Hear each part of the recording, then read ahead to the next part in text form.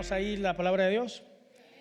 Nuestras Biblias en Primera de Corintios 15, versos 57 al 58. Leemos la palabra de Dios en el nombre del Padre, del Hijo y del Espíritu Santo. Y dice: Mas gracias sean a Dios, que nos da la victoria por medio de nuestro Señor Jesucristo. Así que, hermanos míos, estad firmes y constantes, creciendo en la obra del Señor siempre, sabiendo que vuestro trabajo en el Señor no es en vano. ¿Por qué no lo leemos todos juntos? Mas gracias sean dadas a Dios, que nos da la victoria por medio de nuestro Señor Jesucristo. Así que, hermanos míos amados, estad firmes y constantes, creciendo en la obra del Señor siempre, sabiendo que vuestro trabajo en el Señor no es en vano. Señor, te damos gracias, Señor, por tu palabra. Te damos gracias por la oportunidad que nos das de congregarnos, de reunirnos, Señor. Todo lo que has hecho en nuestra vida, Señor. Te pedimos que nuestros oídos espirituales sean abiertos, Señor, y que tu palabra sea como una semilla que dé fruto en el momento necesario. Te damos gracias por lo que has hecho, por lo que estás haciendo, y te glorificamos por lo que vas a hacer. En tu nombre oramos, Señor. Amén. Amén. Siempre que yo subo, siempre tengo esa frase de decir, pues, ¿quién vive? Cristo. Y a su nombre, gloria, pero terminamos siempre que su pueblo tiene que estar siempre ¿en qué? En victoria. Y este año hablábamos acerca de los deseos que teníamos de tener un año en victoria. Amén. Y parte de la visión al principio, el primer domingo que celebramos, fue dictada la visión que íbamos a tratar de agregar a nuestro diario vivir, y era de poner a Dios ¿en qué? En primer lugar, ¿verdad? A poner a Dios siempre como prioridad. Dijimos que cuando las prioridades están claras, las decisiones son fáciles de tomar. Hoy está lloviendo, ¿voy a ir a la iglesia sí o no? No sé, ¿vamos o no vamos? ¿Nos congregamos o no nos congregamos? La persona que duda es la persona que no tiene las prioridades claras. Cuando usted dice llueve, truene, no sé, mi compromiso está siempre alabar al Señor, porque el Señor lo bendice a usted. Llueva, truene, calor, frío, siempre Dios está siendo fiel para con su vida. Y el domingo pasado, los que toman nota, estuvimos hablando acerca de poner a disposición para Dios, sea lo que representa. En este caso estábamos hablando de la barca, ¿verdad? Estábamos hablando de Pedro, cuando Jesús le dice que le preste la barca, ¿verdad? Y estuvimos hablando acerca de tres cosas que teníamos que sacar, tres ingredientes que teníamos que sacar de nuestro corazón, si lo teníamos, para poder asegurar un año en victoria. Y esas tres cosas, número uno, era el conocimiento, que teníamos que sacar todo conocimiento que va en contra de la dirección de Dios o en contra de la palabra, es decir, nuestras propias experiencias, nuestro conocimiento en la carne. Amén. El segundo era el orgullo. Cuando Pedro, sabiendo mucho de pesca, sin embargo, él fue humilde y sacó el orgullo, ¿verdad? Y el último punto era el egoísmo. Pedro, pudiendo decir, esta barca pues ya no la puedes usar. Sin embargo, él entregó todo al Señor, le entregó su herramienta para que el Señor la usara. Y sin embargo, Dios no se queda con nada, que lo bendijo de una manera increíble, no solo a él, sino a los que estaban a su alrededor. En esta tarde vamos a hablar de tres cosas que usted sí tiene que tener, tiene que asegurarse de tener.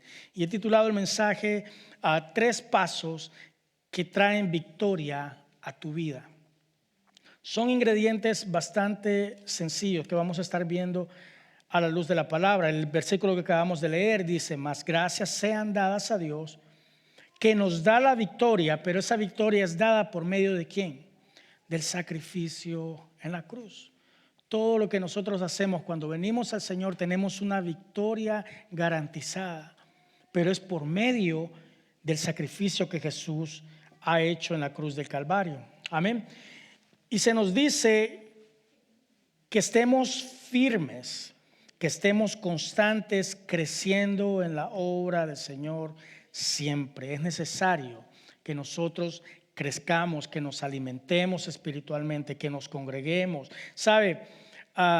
Usted va a decir, pero ¿para qué voy a la iglesia si yo no me acuerdo del mensaje que dio el pastor en noviembre, el segundo domingo de noviembre del año pasado?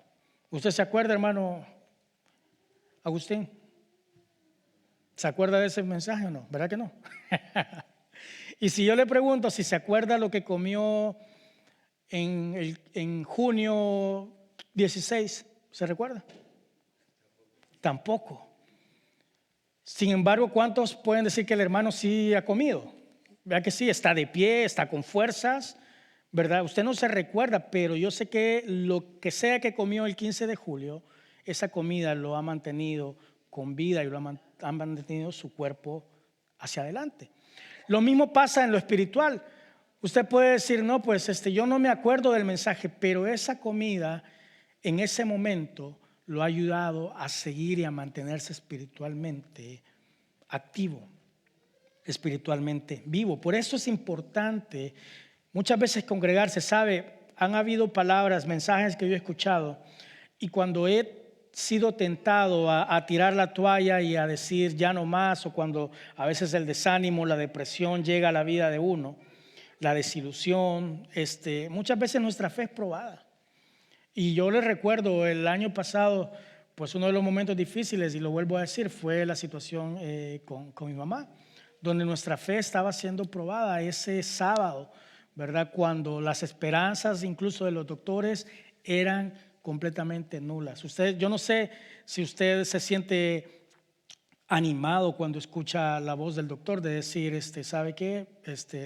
Vamos a hacer lo que podemos, pero no le prometemos absolutamente nada. En ese momento uno se siente con su fe totalmente, pues, ¿dónde está Dios? Y yo me recuerdo que mi otra hermana, ella es un poco más emocional y su fe pues no estaba muy fuerte en ese momento.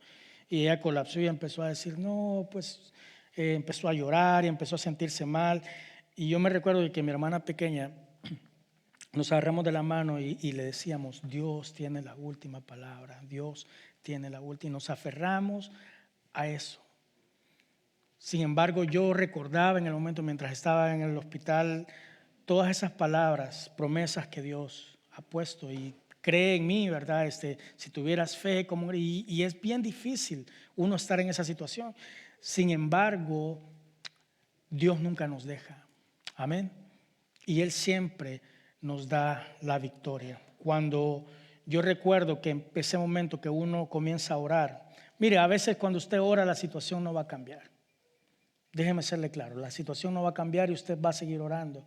Pero algo que sí Dios promete es que Él nos da paz.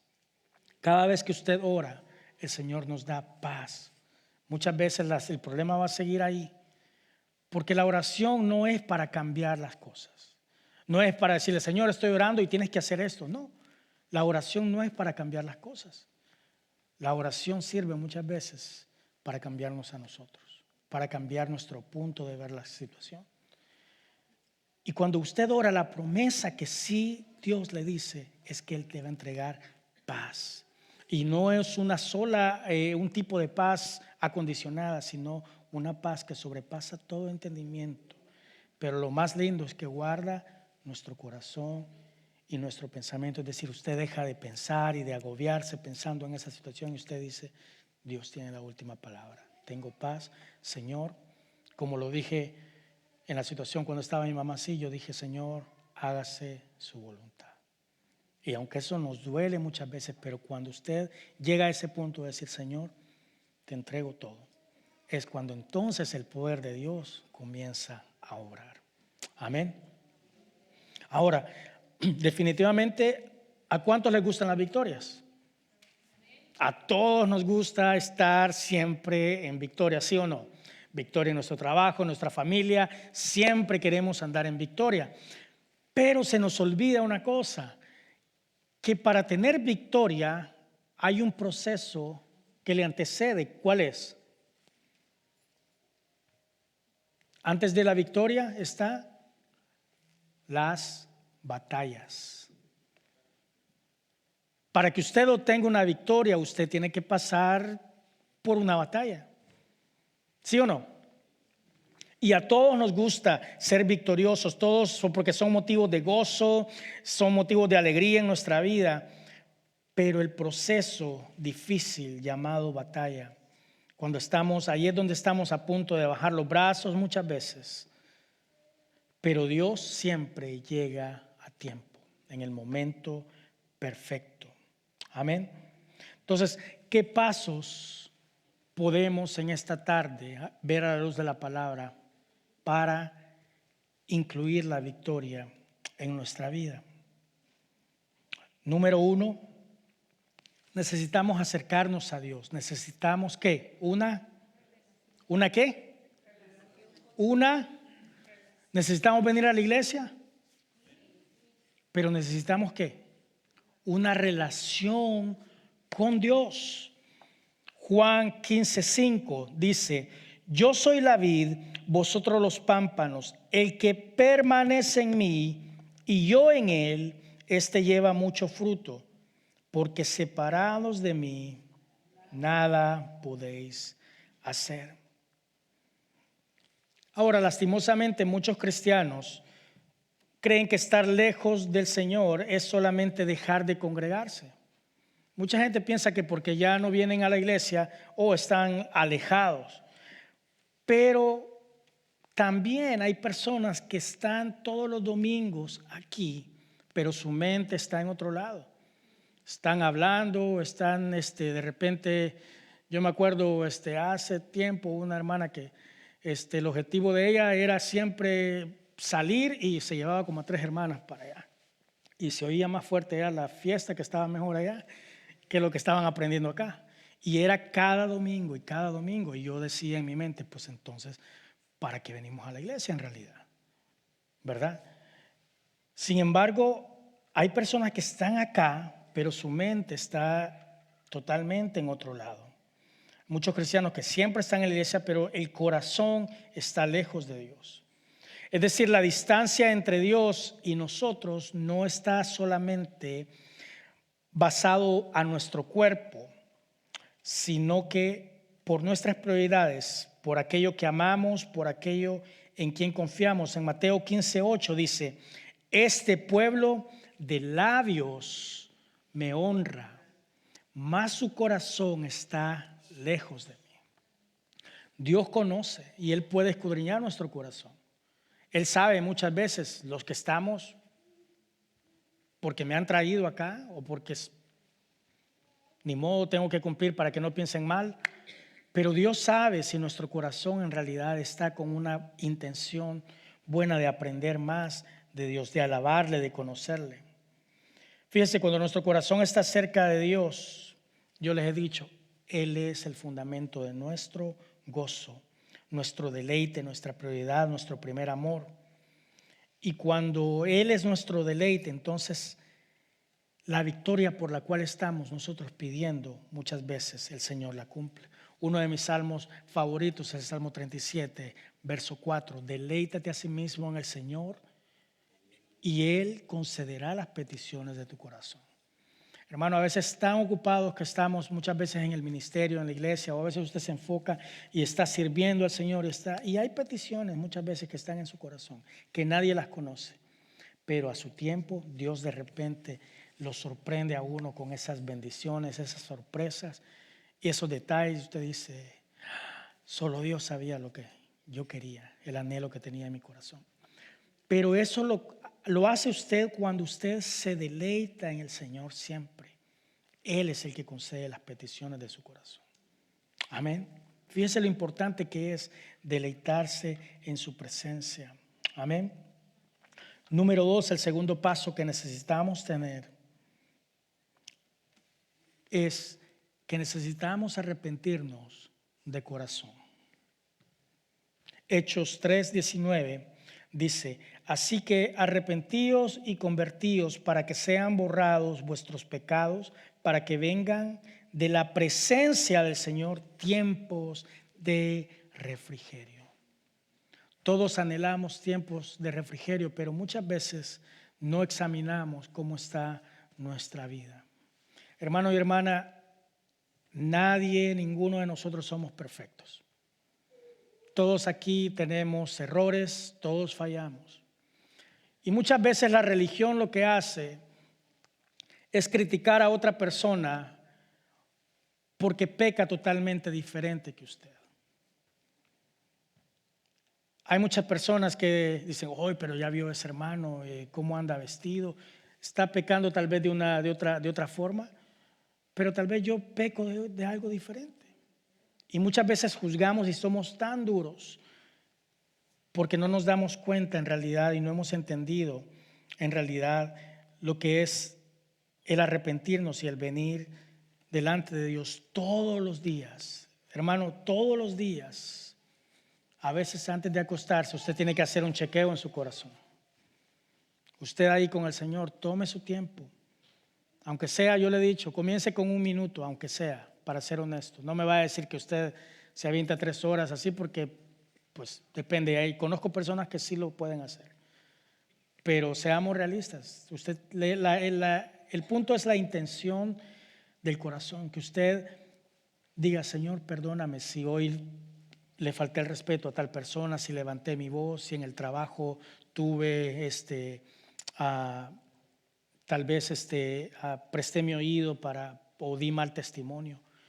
Siempre nos tenemos que estar evaluando de corazón, todos los días. Y esa es la gracia de Dios, que podemos pedir perdón, podemos arrepentirnos. Ahora el enemigo, si usted no lo hace, el acusador siempre va a estar diciéndole, pero vas a la iglesia, ¿verdad? Pero son aleluyas y esto, y mira cómo te portas y mira cómo eres. Sin embargo, cuando usted entiende la gracia de Dios y usted entiende que podemos arrepentirnos, cuando usted siente en su corazón esto que hice no estuvo bien, esa fiesta que fui no me sentí bien, no siento que estaba agradando a Dios con mi comportamiento. Y poco a poco así vamos aprendiendo. Pero lo importante es arrepentirse y convertirse. Y estoy hablando hacerlo de corazón, porque muchas veces habemos muchos que solo se arrepienten por su conciencia. Es más, hay personas que vienen a la iglesia solo para aliviar su conciencia. Hay personas que incluso son dadivosas para aliviar su conciencia nada más. Hoy voy a hacer una comida para todos los hermanos porque pues, yo sé lo que ando haciendo por ahí y que Dios me bendiga con esta ofrenda. No funciona eso así. Dios quiere arrepentimiento del corazón. Quiere que seamos sinceros con Él. Amén. Los tiempos de refrigerio, fíjese, son tiempos de victoria para nuestra vida.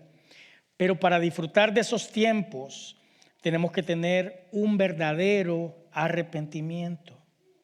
Y usted me va a decir, ¿pero de qué tenemos que arrepentirnos? De todo lo que está afectando nuestra relación con Dios, de todo pecado oculto. Fíjese, me gusta cómo David oraba, porque David decía, Señor, perdóname por los pecados que ni yo me he dado cuenta. Fíjese, por las cosas que ni yo me di cuenta. Si hay algo que yo he hecho mal y no me di cuenta, perdóname. Fíjese cómo David oraba. Ahora tenemos que primeramente comprender que uno de los pecados o de los impedimentos que no nos permite recibir esa victoria, la mayoría de veces tiene que ver con la duda. Duda, cuando dudamos del poder de Dios en nuestra vida. Muchas veces creemos en las promesas, pero dudamos. Muchas veces nos portamos incluso peor que un ateo, que un inconverso. Porque decimos, Dios es mi proveedor, Dios es mi sanador, pero en realidad estamos siguiendo preocupándonos, seguimos agobiados. La duda, fíjese bien, en nuestro corazón se manifiesta cuando nosotros dejamos de confiar en el Señor y ponemos la esperanza en los hombres y no en Dios. Dudar de Dios significa que nuestra fe ha decaído y que se ha debilitado. En Mateo 14, usted se recuerda cuando el Señor les dice a los discípulos que vayan mar adentro. Sin embargo, de repente se asustaron porque vieron como que era un fantasma caminando en medio de las aguas y se empezaron a atemorizar. Sin embargo, Pedro identifica que es Jesús el que viene. Y en Mateo 14, él le pide: si en realidad eres tú, haz que yo camine en el agua así como tú lo estás haciendo. O sea, ellos sabían quién Jesús era y el poder que tenían. Habían andado con él, habían visto los milagros, las sanidades, y ellos sabían que nada era imposible para Dios. Pero para confirmar le dice: si ese eres tú, en realidad haz que yo camine en el agua.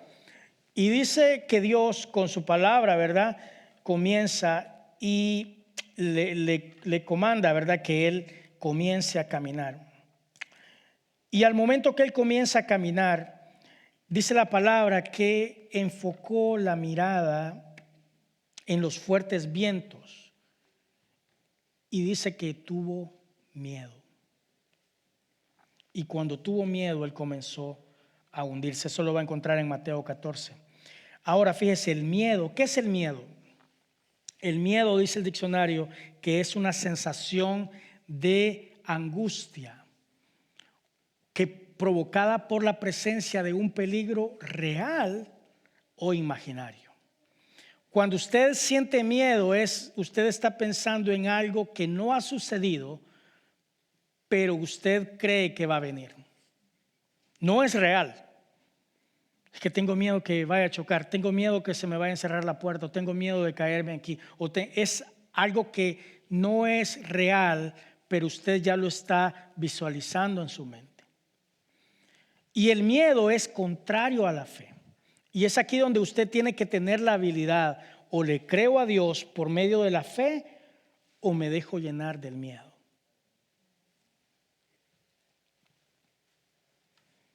En Mateo 14:31 dice que al momento cuando este hombre se empezó a hundir, dice que al momento Jesús, extendiendo la mano, asió de él y le dijo: hombre de poca fe, ¿por qué dudaste? Es decir, Jesús quería lo mejor y quería que él caminara también, que hiciera lo mismo que él estaba haciendo. Pero le dice: hombre de poca fe, ¿por qué dudaste? Ibas bien, ¿qué pasó? ¿Por qué dudaste? La duda muchas veces y el temor es el enemigo de nuestra fe. Y es lo que muchas veces no permite que conquistemos o que seamos victoriosos en el nombre del Señor. Por eso es que su fe tiene que estar arraigada y tiene que estar fuerte en la palabra de Dios. Dice que la fe viene por el oír, pero no cualquier cosa. Por oír la palabra de Dios. Usted siempre que se expone, siempre se expone a la palabra de Dios. Por ejemplo, usted ve a los jovencitos que están allá atrás. Usted puede decir: yo los veo platicando, los veo jugando, los veo texteando, y podemos decir, tal vez es en otros lados, yo creo que ya los hubieran regañado, ¿sí o no? Sin embargo, ¿saben qué? Están aquí. Esos jóvenes están acá siendo obedientes a sus padres y están siendo expuestos a un ambiente ¿de qué? A un ambiente de la palabra de Dios. Si usted me pregunta, yo creo que a mí tampoco me gustaba ir a la iglesia, ¿o sí, mamá? Yo no me recuerdo muy bien. Pero algunas veces me tuvieron que llevar, ¿sí o no? Aunque yo no quería. Sin embargo, gracias a Dios que me llevaron, porque me enseñaron a tener a Dios siempre en mi vida. Y saben que eso, tener a Dios en mi vida, en mi juventud, hizo que muchas cosas, mirando hacia atrás, mirando al pasado, le doy gracias a Dios por esas raíces. Usted ve de repente al final del servicio los niños corriendo y todo, y uno dice: pero cuando crecen en el ambiente de la iglesia, usted está depositando valores. Yo algo que admiro de mi esposa y es que todas las mañanas, mientras ella les está lavando los dientes o está peinando a los niños, siempre les está diciendo: cuando alguien los saluda, ustedes siempre dicen, aunque no los saluden, ustedes siempre digan buenos días. Siempre contesten respetuosamente. Siempre abran la puerta cuando vean que la gente viene. Siempre digan gracias. Y siempre, sí, hasta yo también, yo ya estoy aburrido también. Pero eso se les queda. Y de repente yo veo a mis hijos y vamos a comer a un restaurante y de repente ellos abren la puerta. Tal vez a unos ancianos que vienen o a una persona y le dicen, oh, hasta la gente se asombra. Y yo digo, ¿cómo es que se asombran? Pero es porque ya no estamos poniendo valores sobre nuestros hijos. Ay, qué educado es el niño ahora. Se asombran de algo que en nuestros tiempos, ahora ya soy pesado decir uno, en mis tiempos, ¿verdad? Allá. En nuestros tiempos eran cosas que tenían que ser la educación. Uno se asombraba cuando un niño no era educado. Sin embargo, tenemos que poner todos esos valores. Yo le doy gracias a Dios porque usted trae a sus hijos, por esos jóvenes que están allá, por el esfuerzo que usted hace de exponerlos desde pequeños a la palabra de Dios, porque este ambiente, tarde o temprano, va a dar fruto. Tarde o temprano esos jóvenes cuando crezcan se van a acordar, mi mamá me llevaba. Ustedes se recuerdan de mi hermana Carmen. Siempre esa anciana estaba orando por su familia, siempre. Pero ¿saben qué era lo que hacía ella? Predicar con el ejemplo. Esa señora no faltaba a ningún servicio. Ella estaba siempre, lloviera, tronara, le dieron varios strokes y también ella siempre quería estar en la casa de Dios. Llegó a sus 93, ¿verdad? 93 años, pero ha sido una de las personas que más fiel he conocido yo en esta congregación. Estaba siempre, cada servicio.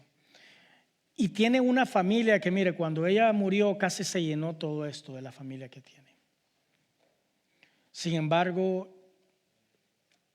al final, sus hijos, ustedes se recuerdan que vinieron acá y dijeron, le damos gracias a la iglesia porque ustedes fueron la familia de ella, porque en vez de nosotros estar invirtiendo tiempo y pasar tiempo con ella, ustedes tomaron su lugar. Y algo que me llena de gozo es el ejemplo que ella puso, siempre fue constante. Y en la mañana, todos los servicios, ver a sus hijas congregarse. Yo dije, wow, cómo me hubiera gustado que lo hubieran hecho y ella lo hubiera visto. Pero sin embargo es esa semilla que ella puso, ella predicó con ese ejemplo. Sus hijas están y sus nietas. Incluso una está trabajando en la iglesia y están sirviendo hoy en esta casa. Pero fue porque alguien siempre se mantuvo predicando con el ejemplo. Yo le invito que en la manera que usted pueda sea constante siempre. Amén. El punto número 3. Necesitamos buscar más de su presencia. Necesitamos buscar más de Dios. Mateo 28:20 dice, enseñándoles que guarden todas las cosas que os he mandado. Y esta es una de las promesas que me gusta. Y he aquí, yo estoy con vosotros todos los días hasta el fin del mundo. Amén. El Señor nos declara algo bien maravilloso en este versículo, y es que su presencia siempre está con nosotros. Siempre. Ahora, le voy a explicar algo, un pequeño detalle. Porque usted me va a decir, bueno, y si alguien se va a una licorería a ponerse borracho en un fiestón ahí y Dios está, la presencia de Dios está ahí. O va Dios con él cuando se está drogando, o cuando está robando, o cuando está Dios ahí con esa persona. Fíjese, tenemos que entender que aunque su presencia siempre está con nosotros, tenemos que comprender que su presencia está en todo lugar. Sí, su presencia está en todo lugar, pero su presencia no se manifiesta en todo lugar.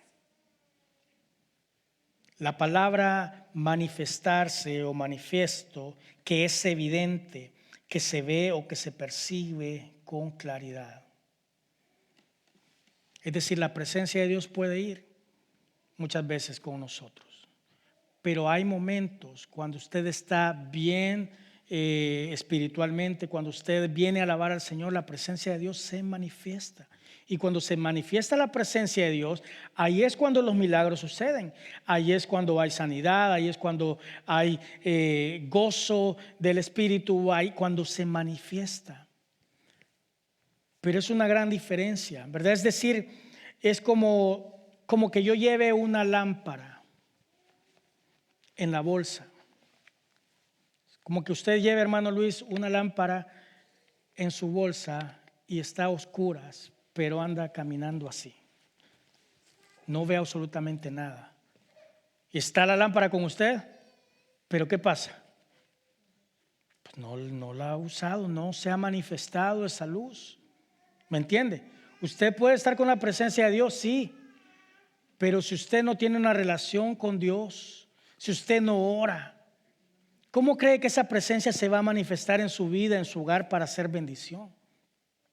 Hermano y hermana, si yo les preguntara ahorita el devocional del día de hoy, ¿cuántos lo leyeron? Y le dijera, hermana tal, y lo señalara y diga, póngase de pie, ¿y de qué hablaba el devocional de ahora? Yo sé que la mayoría quizá ni siquiera tuvimos el tiempo de leer el devocional en esta mañana.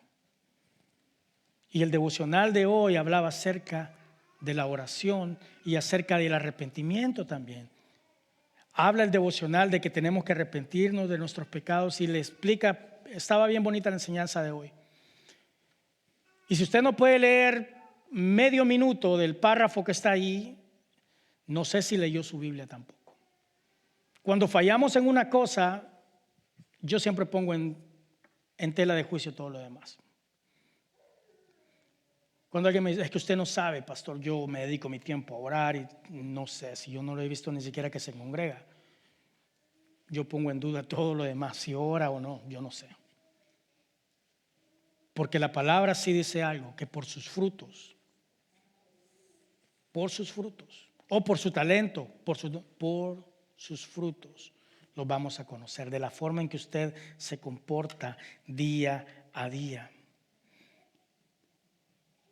Si su presencia se hace real, se manifiesta en donde lo buscan de corazón, donde buscan más de Él, donde hay personas que anhelan ser llenos de su presencia. ¿Sabe? Por eso es bien bonito los servicios de oración que tenemos acá. Usted se ha dado cuenta que hay una presencia totalmente diferente a lo que se siente los domingos. Aunque tocamos los coros de adoración y a veces son las mismas alabanzas, pero los que han venido a los servicios de oración saben que hay algo diferente. Porque todos venimos con corazón sincero delante de Dios y ahí es donde la presencia de Dios se manifiesta. La presencia de Dios está con nosotros, pero se manifiesta en esos momentos especiales cuando todos venimos unánimes a buscar de Dios. La presencia de Dios, recuerde, es imprescindible para poder tener victoria. Usted no va a tener victoria si usted no tiene la presencia de Dios. Para poder tener victorias en las batallas que enfrentamos, la clave de nuestra victoria no es quiénes somos nosotros, sino quién es el que va con nosotros. Usted quiere tener victoria en su matrimonio, usted quiere tener victoria con sus hijos. No se trata de quién o qué usted puede hacer, se trata de quién está con usted, quién va con nosotros. Primera de Juan 4:4 dice, hijitos, vosotros sois de Dios y los habéis vencido, porque mayor es el que está en vosotros que el que está en el mundo. La victoria de Dios viene cuando nosotros ponemos nuestra confianza en el Señor, en su poder, en su amor, en su fidelidad. No importa la batalla que estemos llevando. Dice la palabra de Dios que el enemigo anda como león rugiente buscando a quien destruir. ¿Usted ha visto un león hambriento? La Biblia lo cataloga al enemigo, que él anda buscando cómo arruinar su vida, cómo arruinar la vida de su familia, cómo crearle problemas en su trabajo. Anda buscando. Entonces, ¿cómo nosotros nos podemos quedar de una manera pasiva sin buscar de Dios? Prácticamente usted le está regalando su familia, su matrimonio, sus hijos, usted le está regalando al enemigo, como quien dice, ok, haz lo que quieras, destruye mi vida. Tenemos que ser intencionales en buscar a Dios. Entonces, esas 3 palabras, esos quiero que le queden bien en esta tarde. Número 1, relación. Dígalo conmigo, relación. Número 2, arrepentimiento. Y número 3, búsqueda. Relación, arrepentimiento y búsqueda. Esos 3 ingredientes, le aseguro que de una u otra forma le van a ayudar a estar más cerca de la victoria que Dios tiene para su vida. Sin importar lo que estemos enfrentando, yo sé que vamos a ver la gloria de Dios. ¿Sabe? En ese momento difícil para mí, ese sábado en la noche y en todo el proceso, en el testimonio con mi mamá, yo no veía salida, pero sí sabía que Dios es bueno, que Él ha sido bueno toda la vida. Tal vez tú no vas a ver la salida en este momento, tú tal vez ves oscuridad, pero en tu corazón tienes que estar consciente que Dios es bueno. Dios es bueno. Y tenemos que reconocer cuando estamos peleando las batallas difíciles. Es garantizado, hermano y hermana, que van a venir palabras de temor, palabras de desánimo para hacernos incluso dudar de Dios, para hacer que nos rindamos. Pero tenemos que confiar y entender que no es el temor, ni el desánimo, ni el conocimiento, ni la experiencia, ni la ciencia los que tienen la última palabra. Quiero que en esta tarde, si no escuchaste nada del mensaje, quiero que pongas atención ahorita. La última palabra la tiene Dios. La última palabra sobre toda cosa, sobre toda situación. La última palabra la tiene. Él es el que da la luz verde, Él es el que quita, el que pone, el que te deja pasar, el que hace el milagro, el que decide que no es tiempo. Recuérdate, la última palabra la tiene Dios. Porque toda potestad, toda autoridad le fue dada a Él. En Mateo 28:18, y Jesús se acercó y les habló diciendo, fíjese lo que Él dice, toda potestad me es dada en el cielo y en la tierra. No hay otro nombre. No hay otro nombre más grande que el nombre de Jesús. Él tiene la última palabra. Y si Él murió en la cruz del Calvario por cada uno de nosotros, si Él hizo el sacrificio, hermano y hermana, cuando éramos pecadores, cuando éramos nada, aún así, Él nos amó. Ahora que usted y yo somos hijos de Dios, ¿cuánto más Él nos va a abrir las puertas de los cielos para contestar, para ayudarte a seguir adelante? Dice la palabra de Dios que los planes de Dios son mejores que nuestros pensamientos, son más altos. Yo les decía para comenzar este año, hay muchos propósitos, hay muchas cosas, pero es mejor poner los planes para que Dios haga lo que tenga que hacer.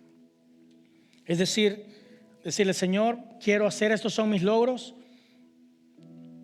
estas son las cosas que quiero lograr este año, los pongo delante de ti y que se haga tu voluntad.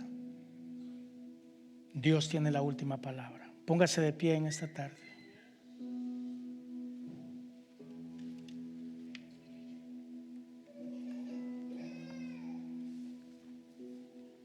Señor, te damos gracias porque tú eres fiel, Señor, y tú eres bueno.